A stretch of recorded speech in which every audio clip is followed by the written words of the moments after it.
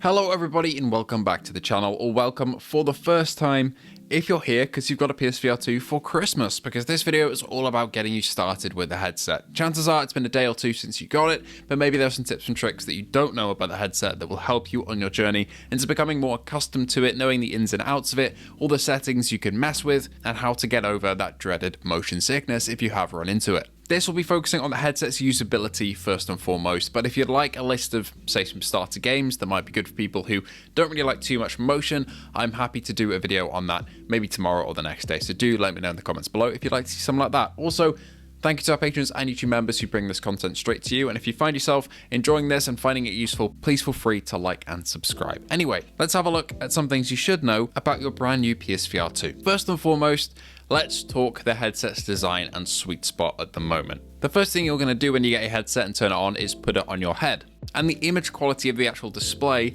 through the lenses will vary a lot. At first, it might look a little bit blurry. That's completely normal. It's because you haven't really found the sweet spot yet, most likely.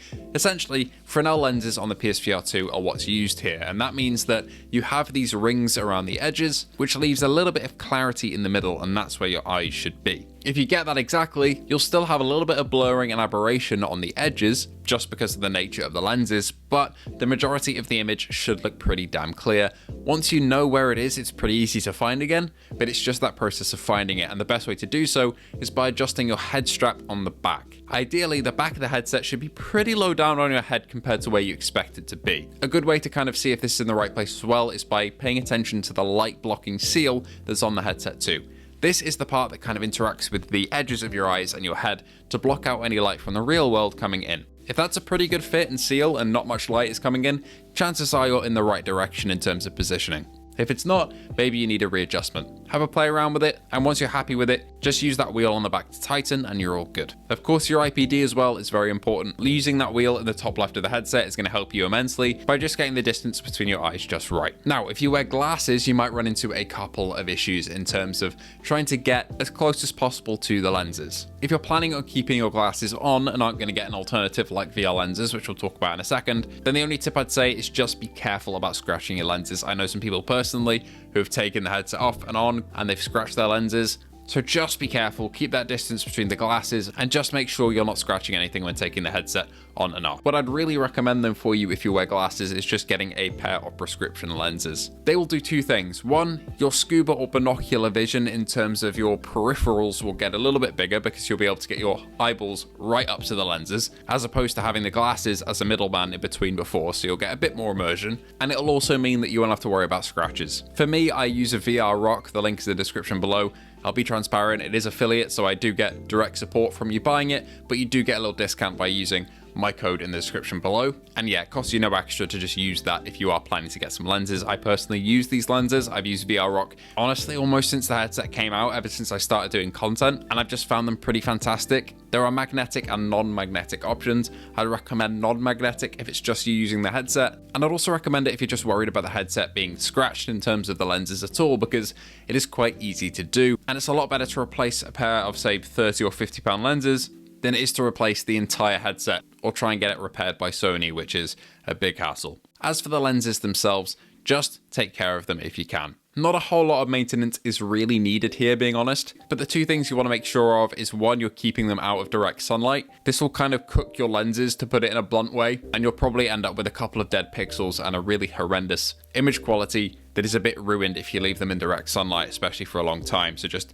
try not to do that. If you're really worried, you can either get a case to kind of sit your headset in. That's what I have when it's not in use. Or there are some lens covers that you can put on when it's not in use to make sure those sun rays don't get to it. I'd say an essential item though is a microfiber cloth. That's the second thing in terms of lens cleaning and protection, because this is the only thing you should use to clean your VR lenses. Don't use any solutions, chemicals, or anything like that. Just use a microfiber cloth to get any smudges or dirt off. Don't use your shirt or anything like that. You will regret it when you get a scratch eventually. Next up, let's talk about the play areas that you're going to be playing in and the tracking that comes along with that. So when you boot up a game, as you've probably seen, you get your play area and the headset scans your room for the first time. As for room scanning, you should be completely fine no matter what room you're in. I've played in a lot of play spaces, some very plain looking, some very busy, that's easier to track, and both have been completely fine. The software in the PSVR2 and PS5 is pretty good at detecting where you are in terms of your play space and detecting exactly where it should be and positioning you in the right space in the game. However, if you are having trouble,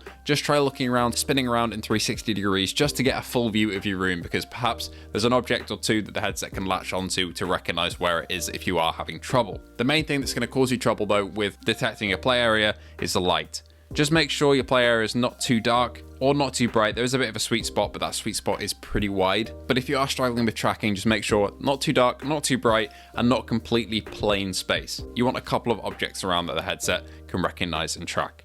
As for the cable, some people really hate it, some people don't mind it. I'm in the don't mind camp. I keep mine kind of stretched out across my room when it's not in use, just trying to keep out any kinks from forming in the wire. Have a look at some tutorials of how to properly fold up cables if you're looking to store it away between play sessions, and that'll keep them in good nick. Or if you're really looking to kind of splash out and go all in, you can get some ceiling hooks, which essentially run the cable above your ceiling and down to your head, which makes it feel like there is no cable at all. We'll cover games a little bit here. In terms of starting out as a new player, there's a couple things you probably need to know. First of all, there are a lot of demos for you to try on the store, some which are really easy to kind of get to grips with and won't make you motion sick, like Drums Rock, for example, or maybe Masternoid. While these aren't really impressive graphically, they will give you a kind of smooth introduction into not being sick, and they are free. If you're looking to kind of throw yourself in the deep end, I would not recommend that if you're bad with motion sickness, but if you want to, there is a free demo for Subside, which is quite a motion sick inducing game for some people, but it does look absolutely fantastic. So if you want some peak graphics, go and try that out. As for paid games though, try to start out with stationary games just to be safe. A lot of ones people love are Beat Saber, for example, Synth Riders, Pistol Whip. All of these games involve some kind of flashy colors and lights and cool gameplay, but they won't make you throw up. The last thing I'll mention in terms of games is refresh rate. So essentially, the PlayStation VR2's display is usually running at either 90Hz or 120Hz.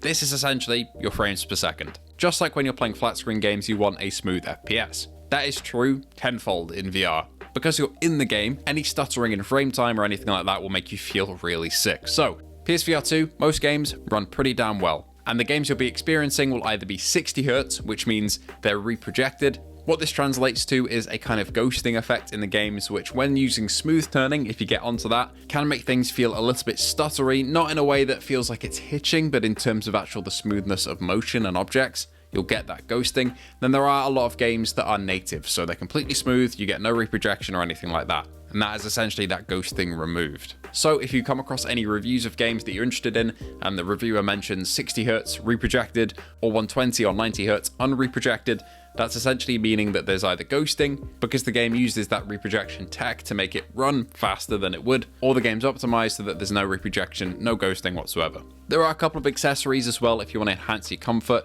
I have a top strap that essentially is adjusted right to where my sweet spot is, so if I throw on the headset, it'll sit just right. I recommend one of those.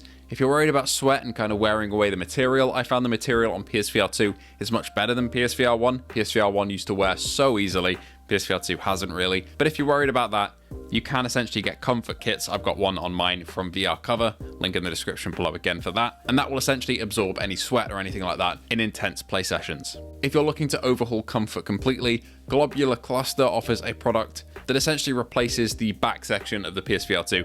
It's fairly easy to install from what I've seen, but it's a bit of a game changer if you're finding comfort to be a little bit on the worst side. Okay, the last thing I'll say is about controllers. There's rumors of being able to buy controllers separately, which, to be honest, I don't know why they haven't yet. But the rumor does kind of explain that if it is true. Sony and Apple are partnering to make the PSVR 2 Sense controllers the official controller for Apple Vision Pro. That would explain why Sony hasn't sold the controller separately, because perhaps they want to do it through Apple for whatever reason. But that's not set in stone and confirmed, that's just a leak. But from a pretty decent source, to be honest, so it could be true. But as of right now, you cannot buy the controller separately. Again, that could change in the near to distant future, who knows? But as it stands, yeah. Take care of your controllers. If you want to keep them charged and keep them out the way, buy a dual charging stand. I have one and it's just fantastic. They're always charged when I need them to be, but just take care of them. Try not to smack into anything. Make sure your play area is away from your TV and your walls, that you have plenty of warning, and just, yeah, be careful. Extra finally here, just enjoy your new headset. It's an exciting piece of tech to have. I remember the first day when I unboxed it on launch day, I was so excited. And that was the start of this VR journey that I'm on this channel. So thank you all for helping me on that, for supporting the channel by watching this video. Enjoy your headsets, guys. Thank you so much for watching, and I hope to see you all in the next one.